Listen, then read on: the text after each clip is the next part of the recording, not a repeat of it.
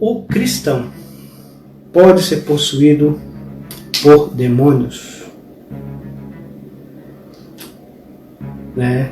O crente pode ser possuído por demônios?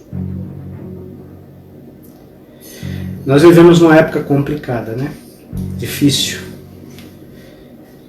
Onde você olha para inúmeras denominações religiosas, principalmente as pentecostais e as neopentecostais, e lá aparecem inúmeras pessoas que professam crentes e que são nos seus ajuntamentos, só que eu acho estranho, né?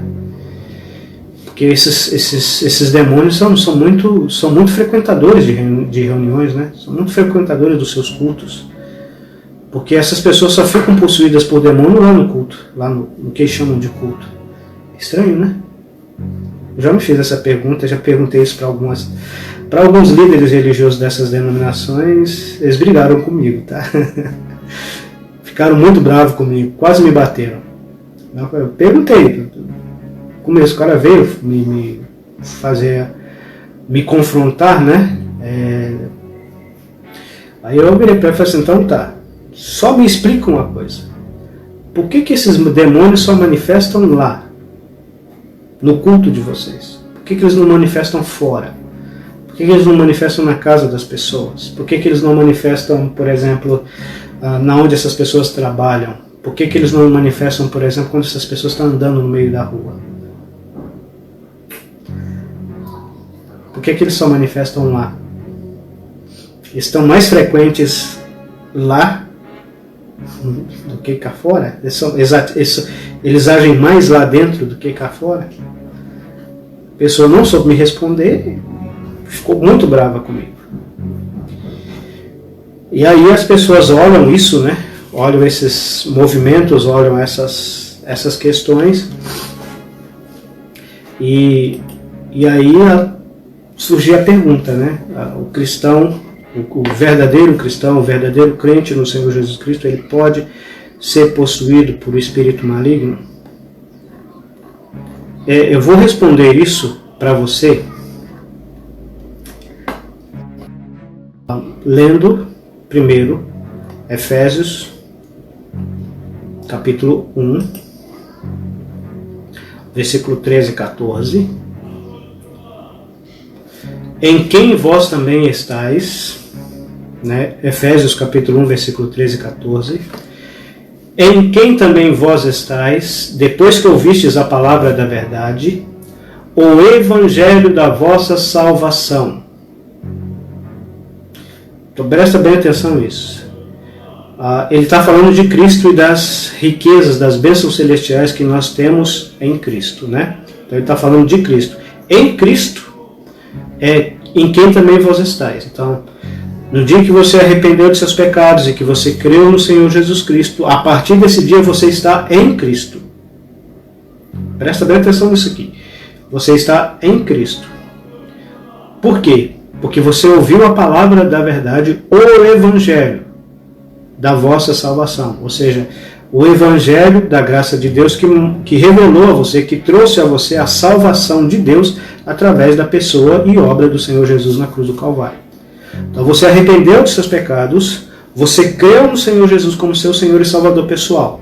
Nesse momento, você se tornou uma pessoa salva por Cristo. Certo? Nesse momento, você se tornou uma pessoa salva por Cristo. Certo? Tendo também nele crido, né, fostes selados com o Espírito Santo da promessa. Então, no momento em que você creu, você foi selado, né? Foi colocado um selo sobre você. O que é esse selo?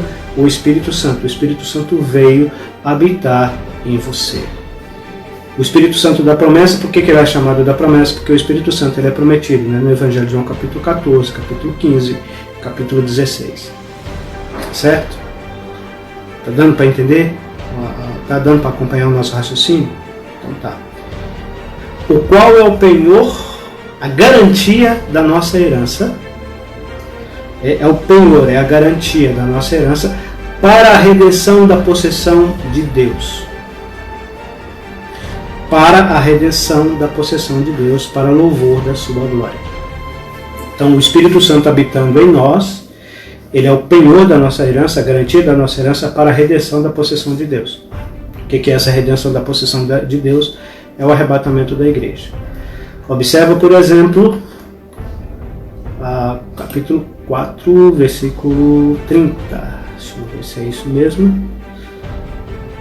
Isso. E não entristeçais o Espírito Santo de Deus, no qual estáis selados para o dia da redenção. Nós não devemos entristecer o Espírito Santo de Deus. Por quê? Porque nós estamos selados com Ele, então Ele habita em nós, então dependendo da nossa atitude, dependendo daquilo que nós fazemos ou deixamos de fazer, o Espírito Santo vai entristecer conosco. Certo? Então nós devemos fazer isso. E nós estamos selados nele, no Espírito Santo, para o dia da redenção. Então, o Espírito Santo, ele nunca irá nos abandonar. Ele nunca irá nos deixar. Ele estará conosco para sempre. Está entendendo? Ele veio habitar em nós, ele habita em nós e em momento nenhum ele vai nos deixar. Certo? Compreendeu isso? Né?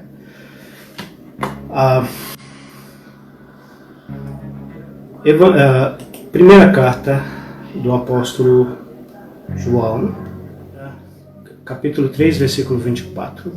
E aquele que guarda os seus mandamentos, nele está, e ele nele, e nisto conhecemos que ele está em nós pelo Espírito que nos tem dado. Então João está falando que nós guardamos os mandamentos, né, que nós que guardamos o mandamento do Senhor Jesus Cristo. Esse mandamento é amar uns aos outros, né? Ele está nele, e nisto conhecemos que ele está em nós, né? Que ele está em nós pelo Espírito, que no caso é o Espírito Santo, que ele nos tem dado. Então, ou seja, pelo Espírito Santo que ele nos tem dado. Não é que nós não seremos tentados, não é que nós não seremos oprimidos, não é que nós não sofreremos na nossa carne consequências da presença do pecado no mundo e na nossa carne, né? Ainda nós temos o pecado presente em nossa carne. É diferente isso, é bem diferente, né? Mas o maligno não nos toca. O texto é claro em dizer isso, o maligno não nos toca. Então, o que quer dizer isso? Para um verdadeiro cristão, para uma pessoa que verdadeiramente nasceu de novo, ser possuída por um espírito maligno, né? Só seria possível se em algum momento o Espírito Santo deixasse essa pessoa. Isso não acontece. Ou se o inimigo fosse mais poderoso do que o próprio Espírito Santo, o que também é impossível. Infelizmente, algumas religiões colocam o diabo, o inimigo de nossas almas e suas hostes infernais, em pé de igualdade com Deus. Isso é heresia, tá? Isso é chamado de dualismo. E não estão em pé de igualdade. Existe uma guerra entre as forças infernais, as forças demoníacas e Deus? Existe. Mas a questão ali, o que está sendo medido ali, não é força, não é quem tem mais poder. Isso é claro. Quando você lê o Velho Testamento, né, e quando você... por exemplo, no livro de Jó, Satanás, para ir tocar Jó, ele tem que pedir permissão. Por que ele tem que pedir permissão? Porque ele não podia. Ele não podia. Então, o maligno não lhe toca. O texto é claro em dizer isso. O texto é muito claro em dizer isso. Então, o Espírito Santo é Deus, e ele habita no coração, na vida do cristão. E ele é onipotente, ele é onipresente, ele é onisciente, ele tem todo o poder. Então não tem como um cristão ser possuído pelo inimigo de nossas almas. Só que tem muitas pessoas que confundem alguns termos das Escrituras Sagradas. Tem inspiração, né? Uma vez conversando isso com um jovem, ele citou para mim Mateus 16, quando o Senhor Jesus Cristo disse para o apóstolo Pedro, né? Quando o apóstolo Pedro estava dizendo ao Senhor Jesus que era para ele ter compaixão de si mesmo, né? Que as coisas que ele havia dito, né? Que ele seria entregue, que ele iria morrer, que ao terceiro dia iria ressuscitar, não iria acontecer com ele, né? Tal, de modo algum, para ele ter compaixão de si mesmo. Então Cristo fala: arreda Satanás, porque não cogita nas coisas de Deus e sim nas dos homens. É claro que o Senhor Jesus Cristo está repreendendo Satanás, que estava influenciando os pensamentos do coração e da mente de Pedro. Aí tem gente que fala, ali naquele momento Pedro foi possuído. Não, Pedro não foi possuído ali naquele momento. Ele foi inspirado. Inspiração. O crente nesse mundo, ele está na carne. E a carne dele pode ser inspirada pelo inimigo. Por isso que o inimigo nos tenta. Porque ele sabe que ele pode soprar ideias e desejos na nossa mente e no nosso coração. Inspiração é uma coisa, possessão é outra completamente diferente. Só que as pessoas confundem as coisas. A opressão é a palavra oprimir, né? É colocar pressão, pressionar algo. É algo que vem de fora. E Satanás ele usa o mundo, ele usa as coisas dessa vida para oprimir o crente. Para atrapalhar o testemunho do crente, para prejudicar a vida espiritual do crente, para travar, porque ele sabe que se o crente viver uma vida consagrada, dedicada, de oração, de testemunho, ele vai ser um forte instrumento nas mãos de Deus para a salvação de outros, e ele não quer que outros sejam salvos. É como se ele falasse, não, com você não tem jeito mais, você foi salvo, você pertence a Deus, mas eu posso atrapalhar a sua vida. Eu posso atrapalhar o seu ministério. Eu posso atrapalhar o seu testemunho. Eu posso impedir que Deus te use para a salvação de outros. E Ele vai fazer de tudo para impedir-nos. Então Ele vai nos oprimir. É diferente. Perseguir é diferente. Possessão é domínio. Domínio completo. E é impossível. Para Ele fazer isso, Ele teria que ser muito mais poderoso que o Espírito Santo. Ele não é muito mais poderoso que o Espírito Santo, porque o Espírito Santo é Deus. E o Espírito Santo habita no crente. Mas e essas pessoas? Bom, tem uma frase do Augusto Nicodemos que eu acho ela brilhante. Só que eu já vi falar disso muitas vezes antes dele, né? Pelo menos eu assisti os vídeos dele, só que como eu não sou reverendo, então ninguém presta atenção. Mas Augusto Nicodemos fala algo realmente e que realmente é a verdade. Quando Judas foi trair o Senhor Jesus Cristo, a Bíblia deixa bem claro, né? Que a palavra de Deus deixa bem claro que o diabo entrou nele.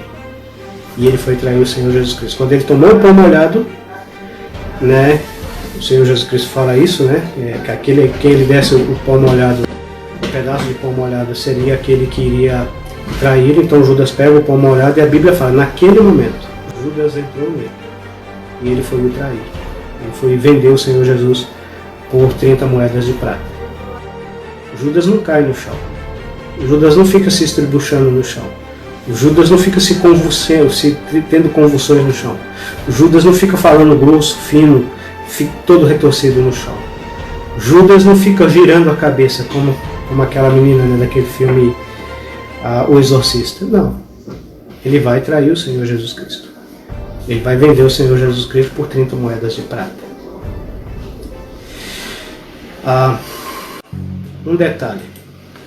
1 Timóteo capítulo 4, versículo 1. Mas o Espírito apostatarão alguns da fé, dando ouvidos a espíritos enganadores e a doutrinas de demônios. O Espírito Santo expressamente diz, o Espírito Santo naquele tempo estava vendo revelações enquanto os apóstolos escreviam as Escrituras Sagradas, até que ela chegou na sua conclusão ali em Apocalipse. O Espírito Santo expressamente diz claramente, revela claramente, estava deixando claro para eles, para os apóstolos. Nos últimos tempos, apostatarão alguns da fé.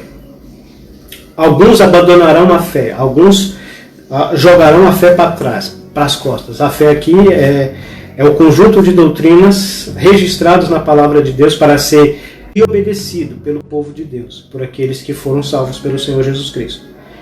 Mas muitos têm a palavra de Deus, a Bíblia Sagrada, que traz esse conjunto de doutrinas que é chamado de sã doutrina pela palavra de Deus, nas suas mãos, mas no lugar de estudá-la, fica ouvindo líderes religiosos. Né? E é isso que o texto está dizendo. Vão apostatar, vão abandonar a fé, vão abandonar as Escrituras Sagradas, vão abandonar a palavra de Deus, dando ouvidos a espíritos, observe bem, espíritos enganadores e a doutrinas de demônios.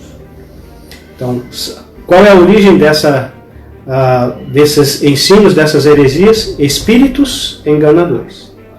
Não é espíritos que jogam as pessoas para o chão, que faz as pessoas ficar contorcendo no chão, que faz as pessoas ficar babando. Não, é espíritos enganadores. Vão enganar as pessoas. E doutrinas de demônios, e vão trazer doutrinas demoníacas. Né, que é rebeldia, é rebelião contra Deus. Agora, qual que é a instrumentalidade desses espíritos enganadores, desses demônios? Versículo 2. Pela hipocrisia de homens que falam mentiras. Homens mentirosos, hipócritas, fingidos, falsos. Aparentam uma coisa que não são. Né? São fingidos. Falam que creram no Senhor Jesus Cristo. Falam que nasceram de novo. Falam que se converteram, mas é da boca para fora. Nunca aconteceu isso. Porque se tivesse acontecido, se eles tivessem nascido de novo, eles não teriam coragem de pedir R$500, de pedir R$1.000 por causa de uma máscara ungida. Não precisa nem falar o nome de quem tem feito isso, né? Mas é porque são mentirosos. Eles não falariam que para você ter uma bênção de prosperidade na sua família, você tem que ligar para o número de telefone da igreja dele e pegar o número da conta dele e mandar para a conta dele um valor de R$900. Muitas das vezes você sendo uma pessoa que, se ganhar, é R$1.000 e poucos por mês. Tá? Uma pessoa que é salva por Cristo, que nasceu de novo, que arrependeu de seus pecados, não vai extorquir as pessoas desse jeito. Porque isso é extorsão. Isso é roubo. Então são hipócritas, são fingidos. Né? Muitas pessoas que frequentam esses grupos religiosos nesses dias que nós temos vivido não têm podido trabalhar, não têm podido arcar com as suas contas. E esses líderes religiosos, esses hipócritas, estão nas mansões deles, fechados, trancados lá. E você está aí. Se talvez você frequente esses grupos. Você está aí, talvez pensando em como você vai fazer para pagar o seu aluguel. Para pôr comida dentro de casa, porque você não está podendo ir trabalhar. Então são hipócritas, são mentirosos. A consciência deles são cauterizadas, está queimada a consciência deles. E depois Paulo vai falar aqui, mas é interessante isso, eles são... Quem usa esses homens? Espíritos enganadores. Quem usa esse homem? Demônios. Porque o que eles ensinam são doutrinas de demônios. Eu acho estranho isso. As pessoas veem, e é interessante isso, as pessoas veem demônio em tudo. Alguém já publicou isso na internet, né? Eu curti e compartilhei. As pessoas veem demônios em tudo, mas não veem nos ensinos, nas heresias que são ensinadas por suas denominações, por seus líderes religiosos. Que a única coisa que sabem fazer no lugar de pregar o Evangelho da graça por meio de Cristo e da sua obra redentora na cruz do Calvário, onde Ele derramou o seu sangue para perdoar o pecador, para salvar o pecador, para tirar esse pecador das trevas e transportá-lo para o reino de Deus, para o reino do Filho do seu amor. Ficam falando de coisas passageiras e transitórias dessa vida, né? Como você tem o direito de ser feliz, como você tem o direito de ter um casamento feliz. Se o seu casamento não é feliz, você pode divorciar e arrumar um outro casamento. Deus vai preparar uma outra pessoa para você. Se é doutrina de demônio, Deus deixa bem claro na sua palavra que digno de honra entre todos seja o matrimônio, seja o casamento.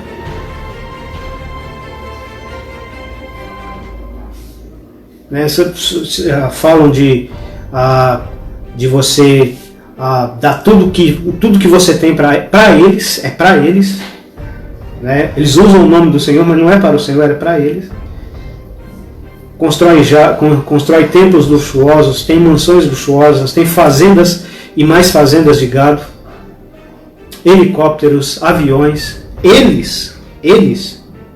Esses falsos profetas, esses falsos ensinadores, eles vivem uma vida de prosperidade.